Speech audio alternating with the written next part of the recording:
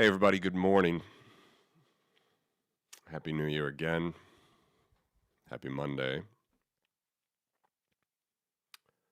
A little bit of news over the weekend. I'll address it a little bit, but let's look quickly at what's happening to Bitcoin relative to recent trends.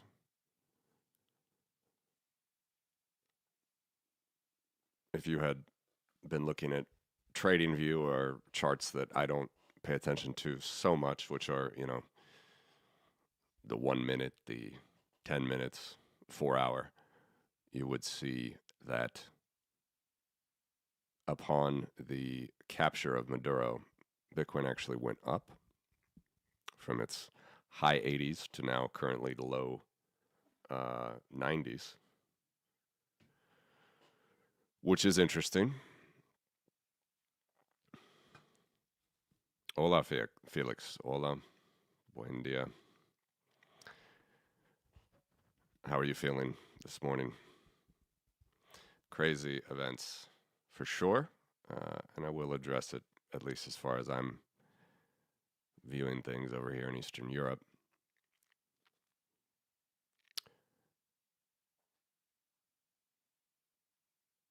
Still in the same band, all right, that we've been in for a few months now. Okay, nothing out of the ordinary. And again, if you look at, say, these bands, this is always where Bitcoin, or usually where Bitcoin is trending. Okay, so I take the median, it's right there. Okay, and this I'm back to my multiple chart now. I know I switch back and forth, but this is the multiples. All right, so where at any point in time we are relative to the power trend, which is a great trend. Where do we typically fall? All right, and the median multiple is 0.8x the trend. So we are actually, 50% of the time below that. Okay, and you see it lines up against the 50th percentile, which is right there.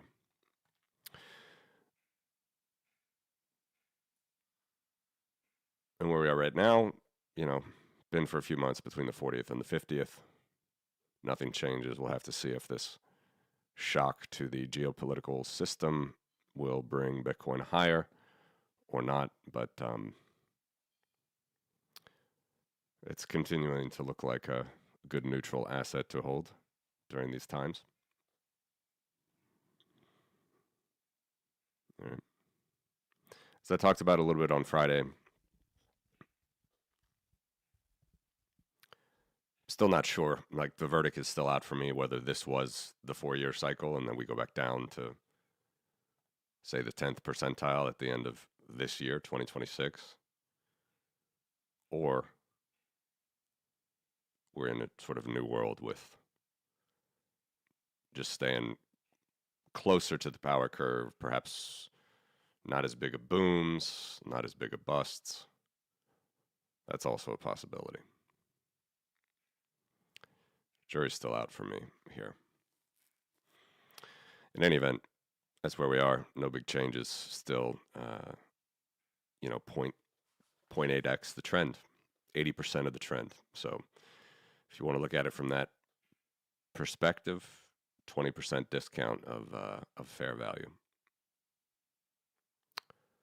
Here's the gold chart.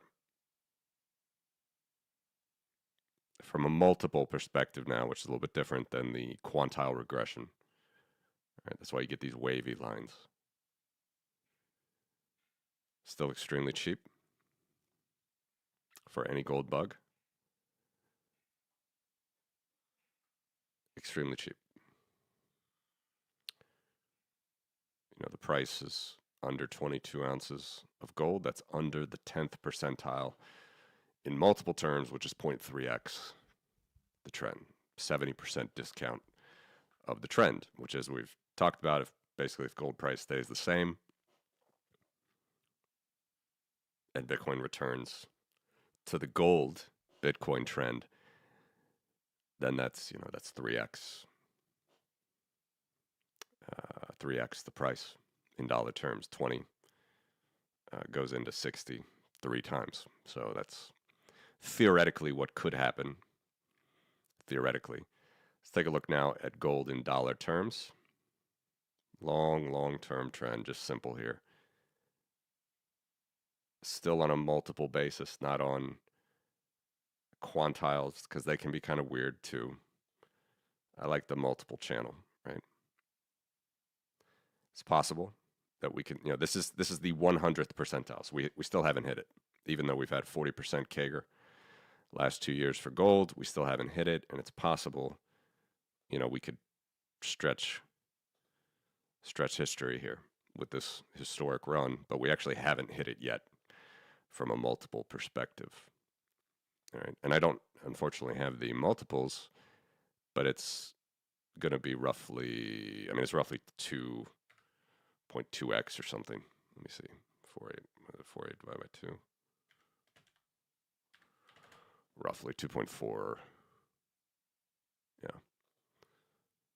So we're getting close to 2.4x the trend, which would be a record. That would be a new high. But we actually haven't hit it yet in this crazy gold boom. Okay. Relative to, sort of the big growth here back when gold first became untethered, and then this 2011 boom. Gold's still going to run for sure. Bitcoin's still going to look very cheap in gold terms, but that's how it looks.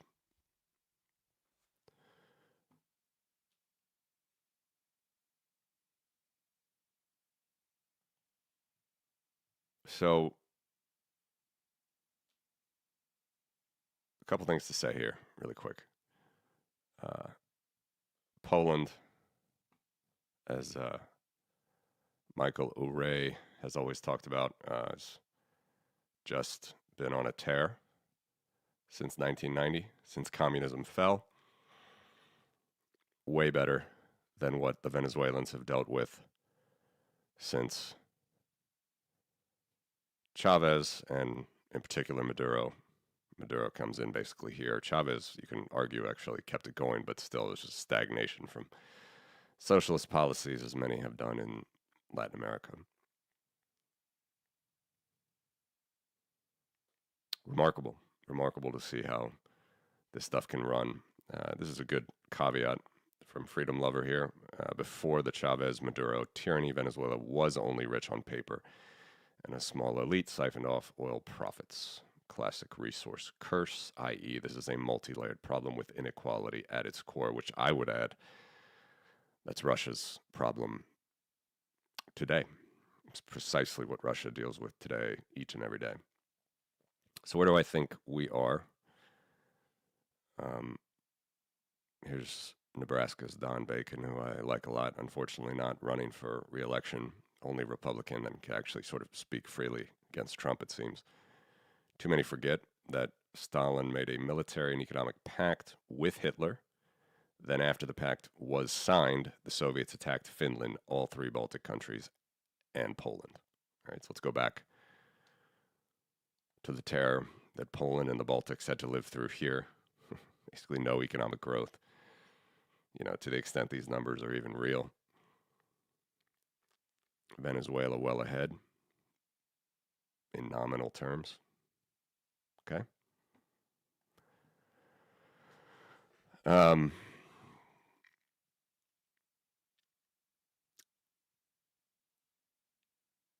So what we have here, which is pretty wild, and I think after this past weekend, nobody can say this is ever going back to normal.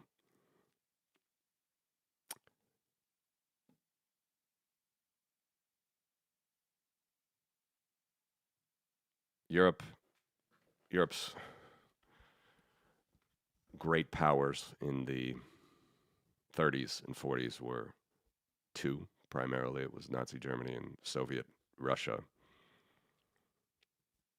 Germans, of course, much more skilled and had much more, just a much higher skilled economy than the Russians. They got a lot of tech from America to fight the Nazis after the Nazis double-crossed them. But what people forget is for 2 years, starting World War II, the Soviets were together. They held a parade in Poland when they invaded Poland together. The Nazis on September 1st, 1939, the Soviets on September 17th, 1939. So I want to just remind people. I think it's something to look back to what we're seeing now today. But it's I'll get to the twist, because there's of course a twist coming. Well, first let me get out and just read you this, because again, this is my pinned tweet. But you know, this sort of these gaslighters, Tucker Carlson, Daryl Cooper. Churchill was the chief villain of the Second World War, primarily responsible for that war becoming what it did, becoming something other than an invasion of Poland. It's okay to invade Poland, is the subtext there, but Churchill was the chief villain. It's obviously just, it's madness. Piers Morgan could do a good job debating Tucker, who says he's been attacked by demons.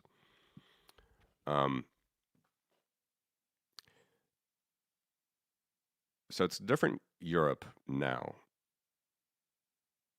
But just to reiterate to people, you know, the worst of World War II, the people that suffered the most, the people that suffered deportations to Siberia and also suffered concentration camps and genocide, was all right here. It's right in the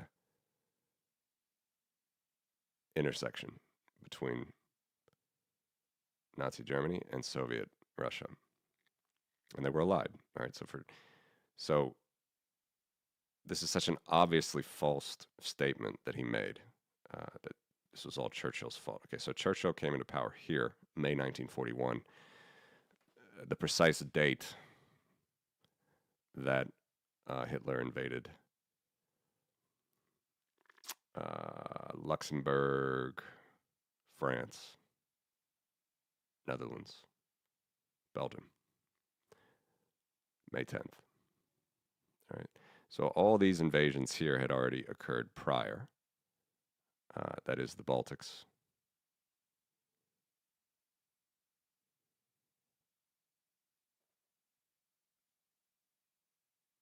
Baltics actually, writing was on the wall, but it was the next month. Poland was invaded before. And Lithuania actually should have shaded red and black. Lithuania was actually carved up by both first, like Poland. So Germany came in and took this part of Lithuania right there in March 1939, even before Poland. So I should have a red and black for Lithuania here. Then the Soviets came in June 1940. It took Latvia, Estonia. And then, of course, the Finnish invasion happened 2 months after the Polish invasion. All right, so all of this was happening before Churchill was prime minister. It's just prima facie bunk. People even try to defend dictators.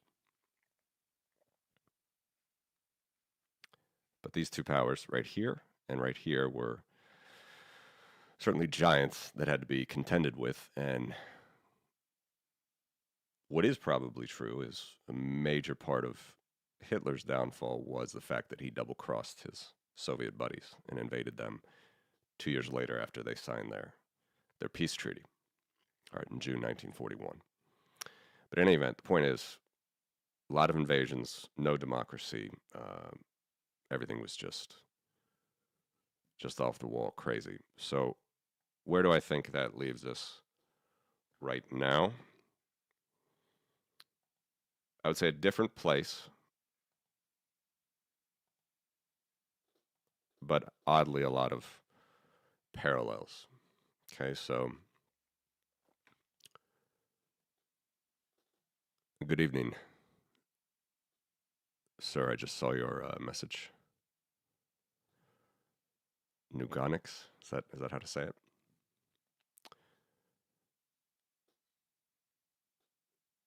Um, let me just show you. Okay, like this even needs to be said, but here's Latin America and the Caribbean. Okay, Brazil is the hegemon there with 21 billion. It's only a few. This is military spend 2024. It's a few billion more than Eastern Europe spends. I don't even know if it's listed. I mean, Venezuela is so poor. Yeah, it's not even listed.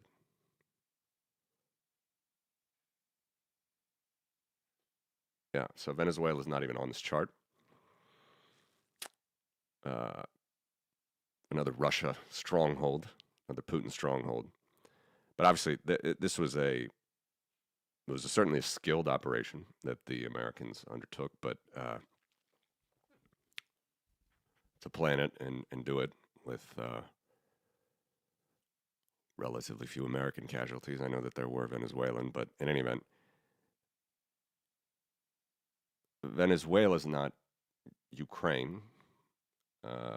Venezuela had Russia air defense, and they're not even on the chart here for military spend. Like that's $0. A poor country, um, for decades now haven't been able to feed their people, like extremely, extremely poor. So that's something to keep in mind. And obviously, so when this country comes in, we're in the year, can spend $1 trillion on their military. You might expect what you get. Now, here's the rub. I think you talk to any Venezuelan. I know Venezuelans here in Europe. I know a lot of Americans know Venezuelans. Obviously, they're super happy to be done with this regime. We'll have to see what comes after. But this great power, all right, which spent 150 billion last year on its military, all right, Russia, they can't even take Ukraine for 4 years. So if we go back to the map that I showed you of Europe, oh shoot, I just realized I have been showing you the map of Europe the whole time, have I? Wait. No, you got it. Sorry, different looks on my recording. 1 second. Just want to check this on my local. So if we go back to that map from 1939, it's a totally different situation. All right, Ukraine itself, part of Europe, has always seen itself part of Europe. 65 billion in military spend. Russia thought they'd be taking them over in 3 days. It's going to be 4 years. It's going to be as long. So I got to go back to the map now.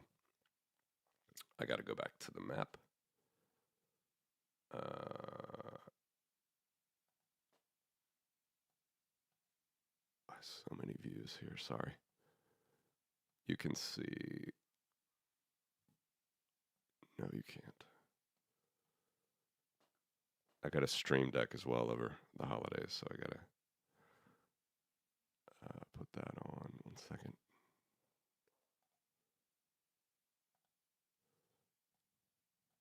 Sorry. So when the Nazis double-crossed their buddies, the communist Soviets, this was in June 1941. June 1941, Operation Barbarossa. They invaded us again, Poland again. They fought for 4 years. For 4 years, basically. It was May, March, April, that the Nazis, with the help of the Soviets, with the help of American kit, pushed the Nazis out of the Soviet Union and eventually got to Berlin, which is something they hold in high regard today. Okay, so it took them 4 years, basically, right, from June 1941 to May 1945. And if we go back to this diagram, I meant to have a Ukraine chart up, but I it's going to do all the same just to show you. All right, so we go back to this diagram. These guys, all right, the legacy heirs of Soviet power, can't take three cities in the woods in Ukraine for 4 years. And Putin knows that. He's big on the symbolism and on the dates. So it's coming up on the 4-year anniversary of his special 3-day military operation, and he cannot even take Ukraine. So from all those perspectives, by the way, I'm heartened being in one of those countries that was occupied 3 different times, actually, twice by the Soviets and once by the Nazis. That's sort of heartening. Milton Friedman used to say the best form of an economy would be a benevolent dictator. But of course, you have to worry about how benign that dictator actually is. Putin is not a benevolent dictator. His economy is just as much in shambles. He's propped up the Assad regime. They're now gone. He's propped up the Venezuelan regime. That's maybe gone. We'll have to see as far as the regime goes in totality. And then Iran and Cuba. Cuba is for sure, as everybody knows, Marco Rubio is going for next.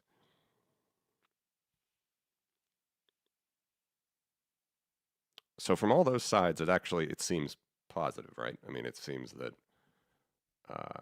dictatorial regimes are going to collapse. And then, of course, there's this whole other side, the liberal, democratic, international rules-based order.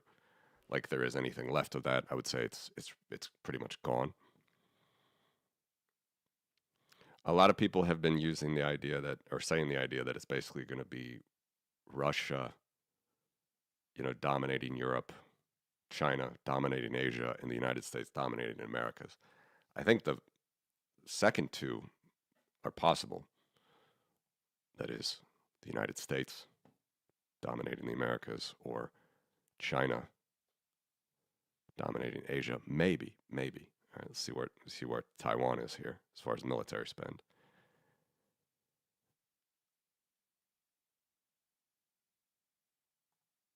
But it seems hard to believe that this power would dominate this power, which, roughly three times their military spend. Now, of course, it's a totally discombobulated thing, Europe. And if you look down at the lands where Russia just might want to take because they can get their old lands back and they need to win, and Putin is, just such a loser in Ukraine, he could try to go for us. Look at how small our military budgets are. 1.4 billion for Latvia, 1.4 billion for Estonia. I got Belarus in there, even though it's a puppet state of Russia. It's always typically been more of a European entity other than Russia, which has been this Eurasian entity. There's Lithuania, 2.6 billion. Now, those are high as far as percentages of GDP. All right, 3-4%. It's going to be 5% of GDP this year on military spend in 2025 and 2026. These are 2024 numbers.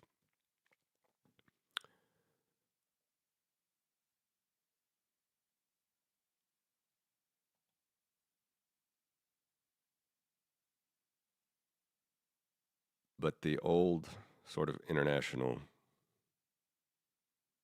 rules-based order, to the extent that it exists, seems hard to square now at this point. I'm sure there'll be a lot of statements at the UN this week. There's already been a lot of statements by a lot of people, but it's fair to say that's more or less over. Like, what did we do really to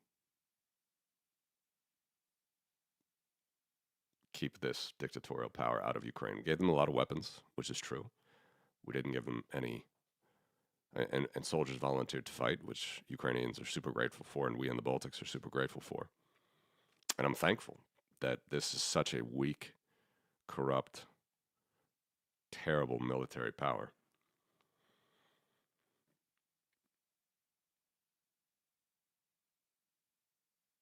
But there's no there's no. I think the lesson that people can learn this weekend is basically if you want to take it, you can take it, right? Everybody knows how many oil reserves are. If you don't know, just look at a chart. If the U.S. can take over Venezuela's oil reserves, they'll have 50% of the world's oil reserves basically under their control.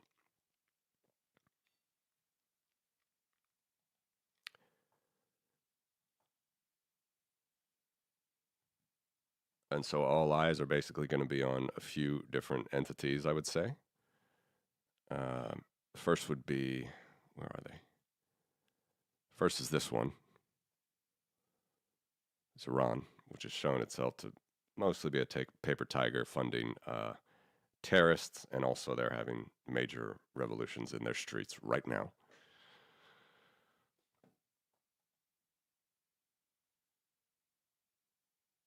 And then we have China, who has not been shy about saying that they will take Taiwan one way or another. They have, been somewhat ambiguous about how they're going to do it, but they're going to take it. It's been basically said.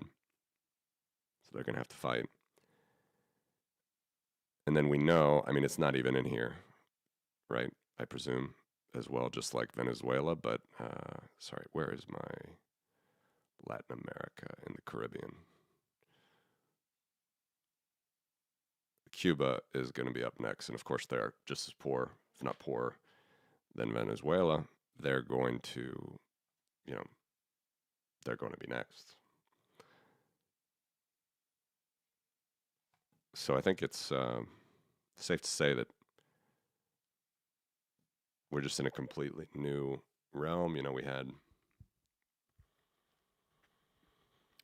the Congress of Vienna in 1814 that lasted like 100 years. Then we had this interwar period in Europe where these two great powers sort of rose, and there was really no democracy in Europe. A lot of dictators, a lot of strongmen, even in Eastern Europe. Even though there were new countries like the Baltics, for example, they still had, let's say, not exactly democratic leaders for most of the time in the 20s and the 30s. And then we had this world order, which started in 1945 until today. So I think it's safe to say that it's officially over after last weekend. That's my view. After this past weekend, there's just no going back to it. Again, it's totally different, and as long as the United States stays democratic, maybe can turn out all right. Every Venezuelan seems to be super happy about it.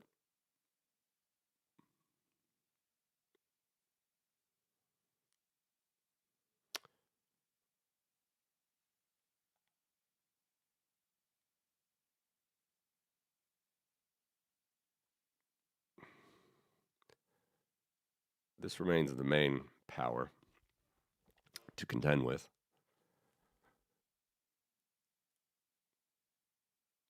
And we're just going to have to see how this drone warfare, which everybody's learning from Ukraine, Russia, how that might play out in this conflict with Taiwan. You see how much smaller they are on paper. These two powers are worried as well, of course. I don't really have much. This one seems like it's mostly a dead man walking, right? With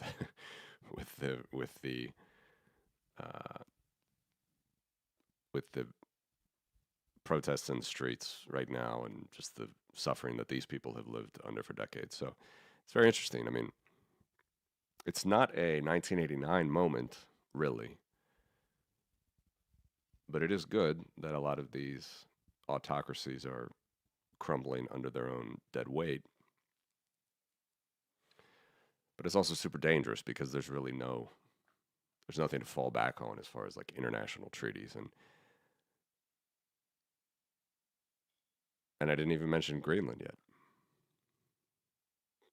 So I've been seeing statements from European leaders, saw from Alexander Stubb, like this weekend, reaffirming the territorial integrity of Greenland.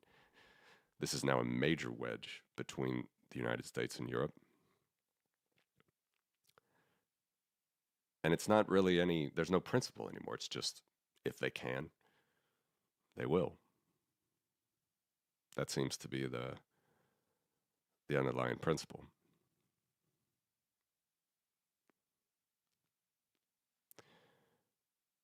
I'm super thankful, as I said, that this power, right, who can't even deliver toilets to 2 in 5 of their citizens, is stopped here. I'm super thankful for that. There's been so much blood spilled. I mean, Ukraine is never going to give up.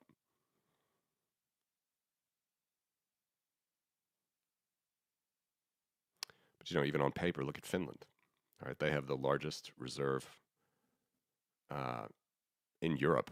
Close to 1 million Finns are ready in reserve in Finland.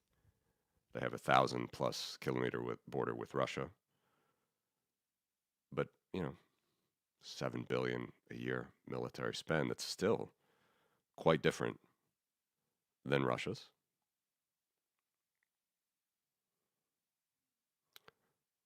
If anybody's still thinking that Putin is some sort of a good leader, good for his people, I mean, he's no Gorbachev, he's no Yeltsin, he's going down with the ship, whatever happens. So it's hard for us here, I'd say, to see any of this as a good for the world type situation. I think the world's going to get only more dangerous.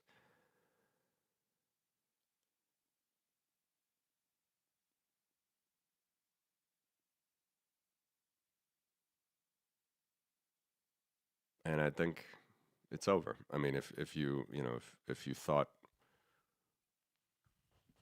if you didn't think that the post World War II, United States rules based order basically from 1945 to 2025 was, on life support or not really over.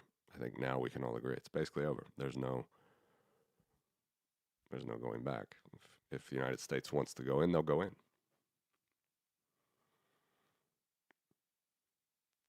And I'm not was never a Bush Republican either, so I know that there's been a long decline here, but it's officially over. I mean, with what Russia has tried to do in Ukraine, uh, with what I say we with my American hat on now, going to do in Venezuela, as good as that is for the Venezuelan people, um, it seems that people are more tending to this sort of benevolent dictator model than a democratic model. Um,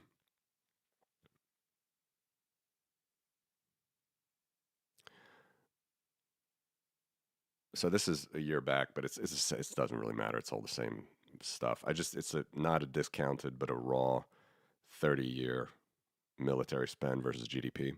So you get just a figure. Notice, by the way, notice this power curve. You see a straight line. This is log scale, so it's a power curve, which is all relative indicators, by the way. So 80-20 rule. It's 2% of GDP basically is this rough idea. Um, some more, some less. Look at Saudi Arabia, 8.67% of their GDP, 1.3 trillion they spent over 30 years.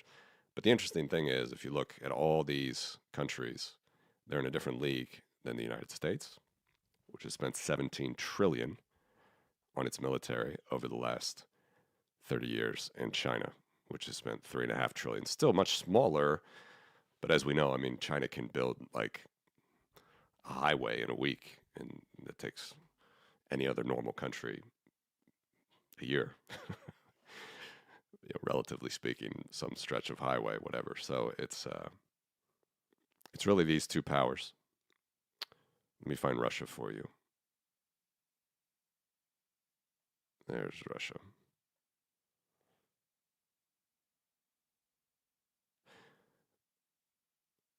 So Russia's going to continue to spend. They're going to get up to 10% of their GDP spent on the war. They're going to keep spending, no doubt about it. Putin's going to try to hold on to power there. We'll see. But all of his allies are gone. Uh, investing in Russian air defense technology is quite a bad investment. So all those things are good, but there's a huge, I'd say, gap in our understanding of international law, which did help the United States in the past. And I think one could easily argue that specifically from Iraq and Afghanistan, the United States, with its invasion policies, did not help itself with the post-1945 rules-based order to the extent that it existed. But seems to be all Thucydides now. All right, the strong are going to do what they want, and the weak must do what they can.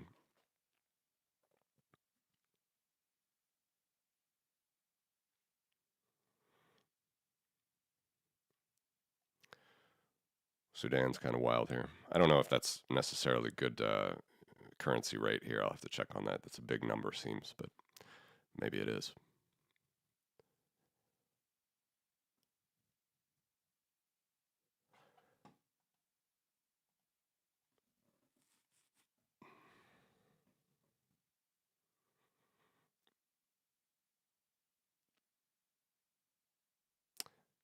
We'll have to see if this alliance holds.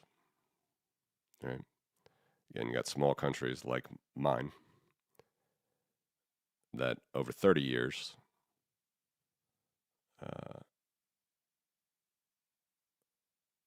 it's just amazing how small some of these countries are, and everybody has the right to choose their own alliance. That's for sure. But what happens if your alliance partner wants to take over other territory of other alliance members? It's going to get quite dicey.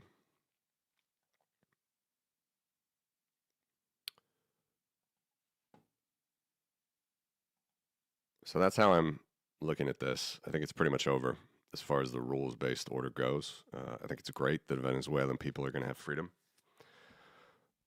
Polish people also want to continue to have their freedom. We're just going to have to see.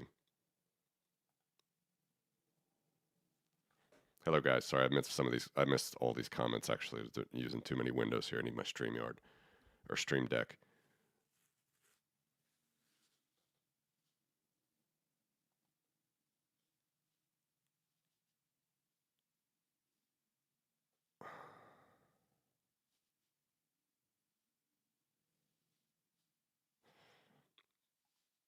I think Europe needs to worry about defending itself, particularly the eastern flank, which we're in.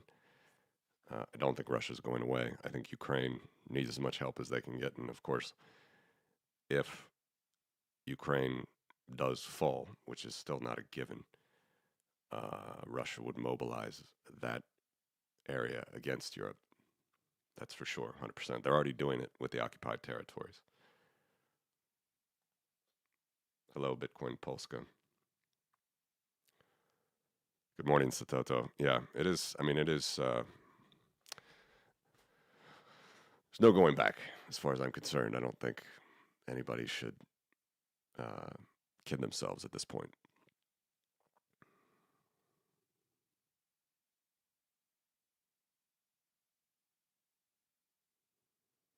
Poland's a powerhouse.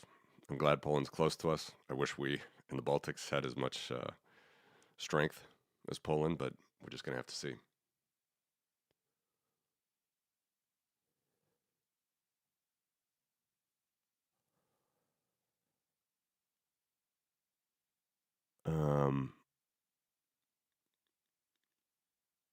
What I don't know what else you guys are thinking about this, but that's basically my thoughts on the invasion. We might see gold go higher, we might see oil go lower, which would be actually better for Ukraine.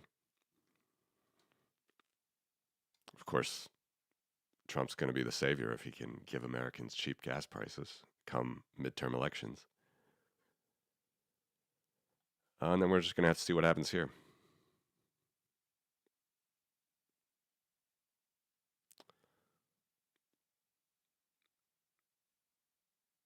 It's a brave new world for sure.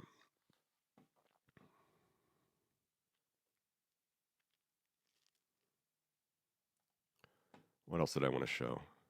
Oh, this is just funny. Again, I'm not speaking about the way that it was carried out or the happiness that I actually share for Venezuelan people. But here's Sean talking about. I mean, this Miss Gabbard is such a Russian asset. It's just so obvious. Um, they can't even get their messaging straight. Obviously, they, you know,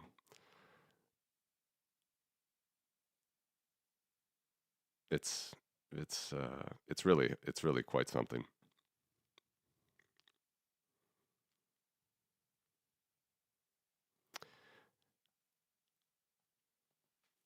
To me, it seems like next is Cuba, maybe Iran spontaneously, you know, themselves, but the next is going to be Cuba, and then the big question mark will be Greenland, because the Greenland rhetoric has come back.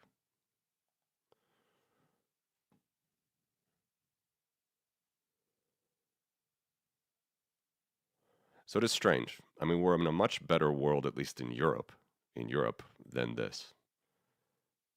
We still have this power, which is just supreme idiots who only have oil and gas and no help for their own citizens that still want to take over Europe and say that they can. For those that don't speak Russian, including myself, but I have my wife does, so I understand the phrases. You know, Europe has this phrase, "Never again would this happen," and the Russians simply have a reply. It's like, "Yes, we can," basically. So they're continuing to talk about it. They continue to have all of the uh, loony woke right support from the Twitter crazies.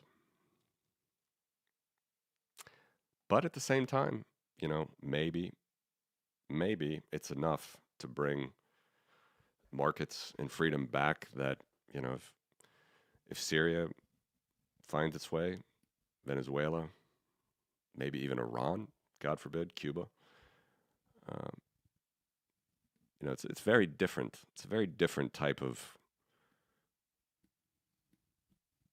invasion policy than what we saw 80 years ago.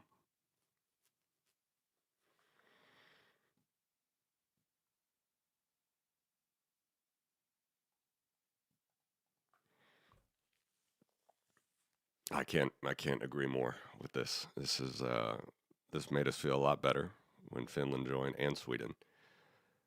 It's super important. You know, you saw Finland took another oil tanker that dragged its anchor last week.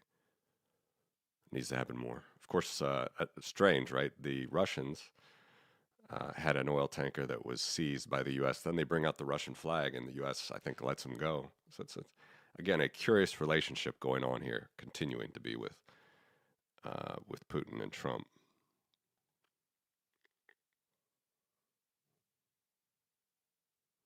Hmm. I'll have to check this out. You're right, Tim. Money's not everything. You're right. It's what I tend to talk about because I can you can chart it, but you're absolutely right. I mean, it's not everything. And if you go back to the pie chart, obviously Ukraine is spending a third of what Russia is, and they're stopping them dead in their tracks. So you're right. You're right. Finns as well. Uh, you know, 7 billion only in their military, and that, yet they have 1 million citizens on reserve. And from what the Russians experienced in 1940, you know, Finns in white camouflage slitting their throats on skis, and the Russians never even saw it coming. I'm pretty sure they don't necessarily want to try it again that way.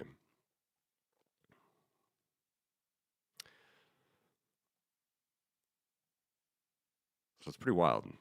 It's pretty wild. I don't really know what else to say on that. There's one more. I would say this is generally my view as well. I saw, as usual, with Gary Kasparov, um, super I think, just a super good speaker on this. Unfortunately, he doesn't have much power, being a exiled Russian leader. Um,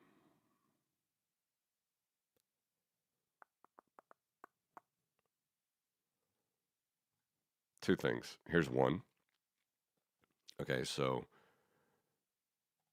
again, Fiona Hill, she's wonderful, talked about how the Venezuela Russia connection was starting. This was even starting even before this, I believe, when Maduro stole the first election he fully stole. All right, it was clear that Russia supported them, even though the rest of the international community did not. And so I think this is how I see it as well. You know, Trump has certainly tried to do his part to give Ukraine to Russia, no doubt about it. Unfortunately for Trump and Putin, the Ukrainians don't agree with their plan. Europe is now on its 100th wake-up call, and I think he speaks of Western Europe more than Eastern Europe. You're either a sphere of influence or you're in somebody else's. That's probably a very fair point. Let me give you one more.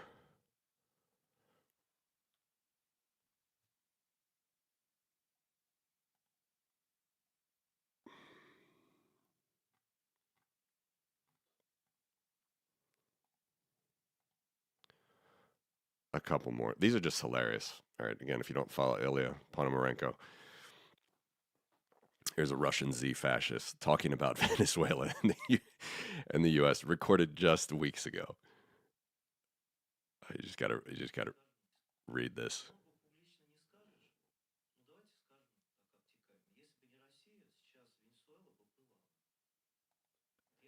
If it weren't for Russia, Venezuela would be in flames right now. I state this with full responsibility. I mean, these guys are such jokers. It's so funny. It's so funny how people support this regime, especially the woke right goofballs. You know, the Scott Hortons, the Dave Smiths. Like, these guys are doing some good things. I just see a tweet from Michael Weiss: 32 Cubans killed in the Maduro op.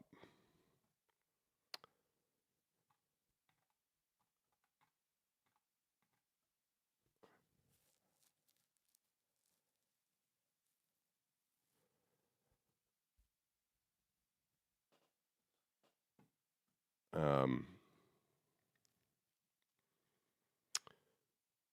here's another one.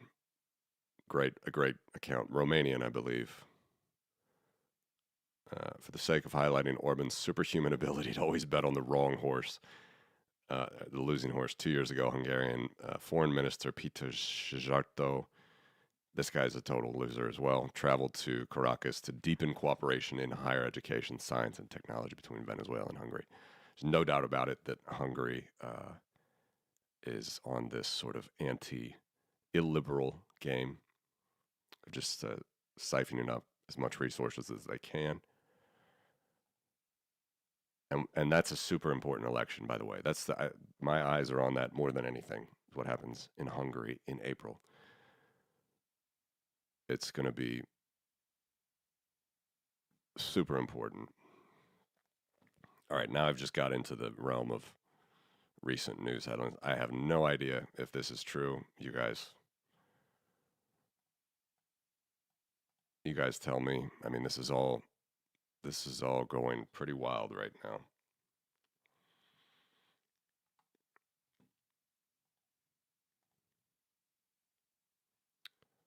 Again, these are great things. I mean, there's no doubt about it. Fall of dictators are great things. It's just what's going to come in their place. Hopefully,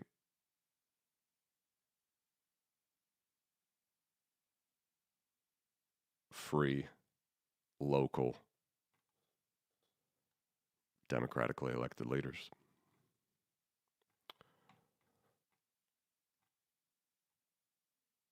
All right, where did I? One more about Kasparov that I think sums it up.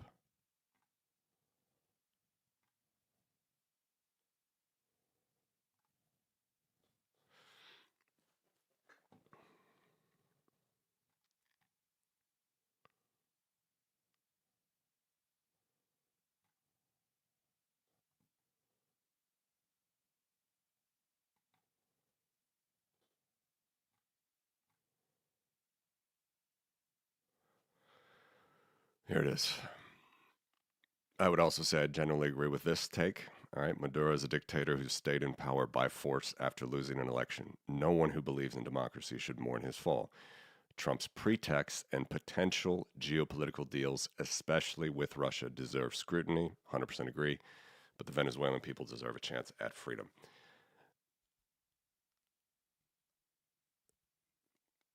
Again, I don't know. I think it's very. I mean, Russia was the last remaining country that had a stake in Venezuela. It was nobody else but Russia. They were the only people left. They were the only foreign power that were helping Maduro. So, still makes me think about whatever was going on with this U.S. op, as smooth as it was, and you can only commend the forces for at least not losing any American lives.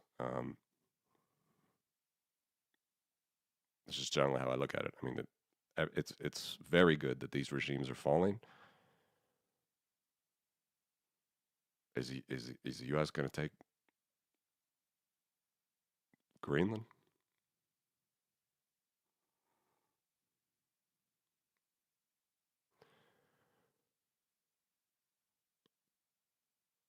All right, seeing this at more sites now, more tweets. Of course, there's probably next. There's a Belarusian outlet that usually they're not my first go to.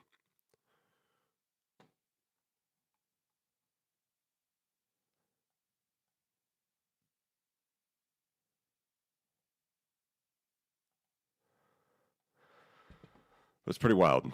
I would say it's going to be a wild year.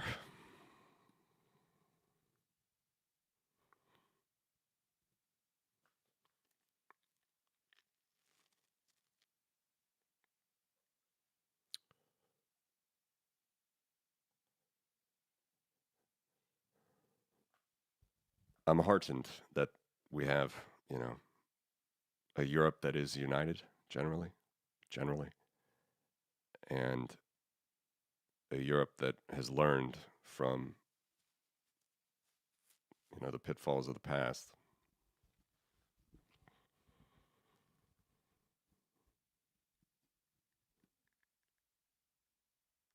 But what is France going to do really in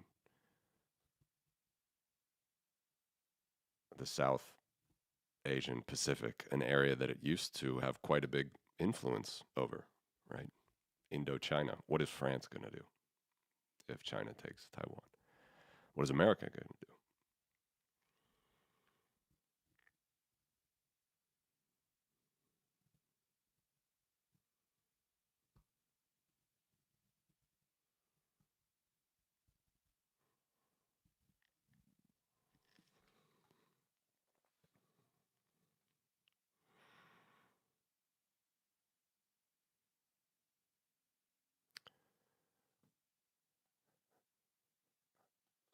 That's about all I had for today, guys. Um, News is moving fast. When our American friends wake up, maybe there'll be a full revolution storming the mullahs' palaces or wherever they are. I have no idea. Maybe the Shah will come back. I have no idea. Glad for the people of Venezuela. I hope that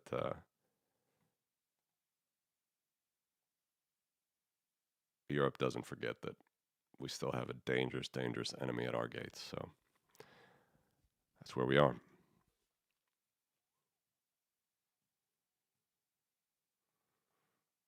Yeah.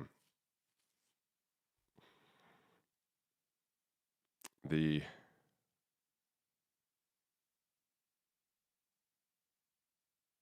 Twitter's been pretty decent though at putting out these. I remember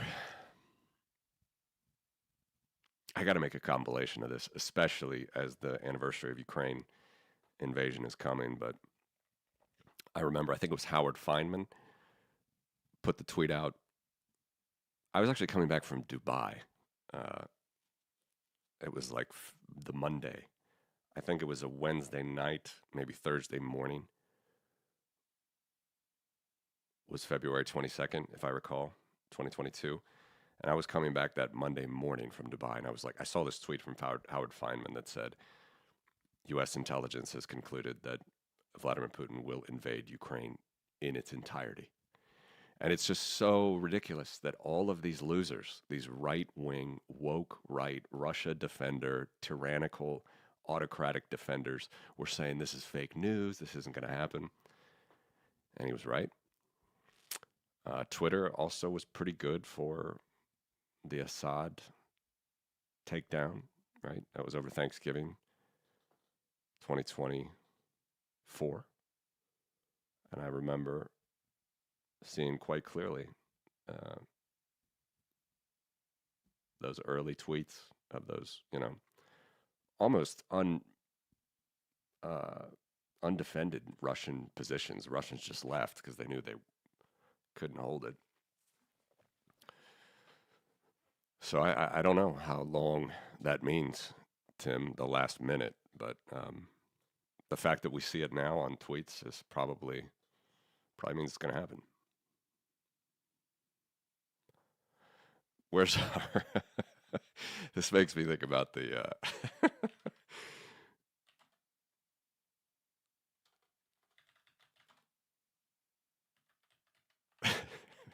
This is the funniest tweet for us.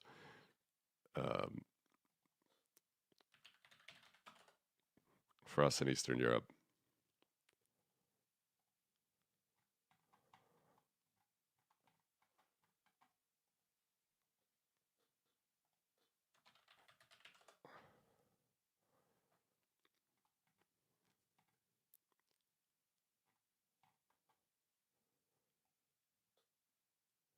God, where is it? Hold on, I must have liked it. 1 second. I think I showed it on last stream.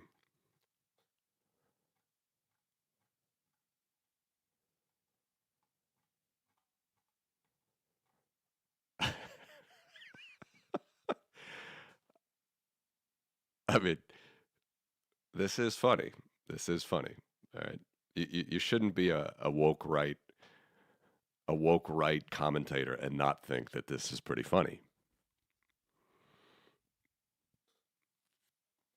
And Orban is the big question. Completely illegitimate wealth. Completely illegitimate. Completely taken over government in Hungary. These guys are just sitting with their tea and borscht in Moscow. Of course, Lukashenko's not. His nation isn't fully taken over. I really hope Belarus can somehow stay out of this mess, but that's the one that's less likely.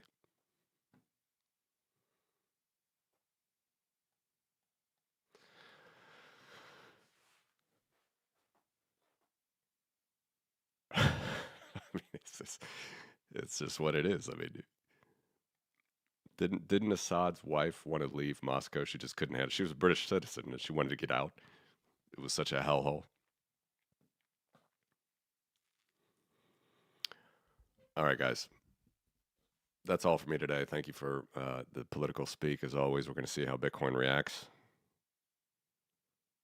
Best asset in the world to hold.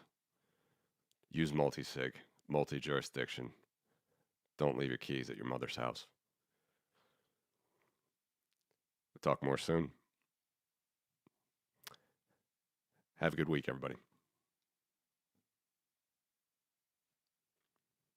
Oh, one more. Sorry. I was just going to go, and then I saw Tim's second from right. That's Yanukovych. That's Ukraine's, the dictator that fled Ukraine, was not forced into leave. There's no coup. No one was. He fled. He fled Ukraine, just like Assad, just like Khamenei's about to do.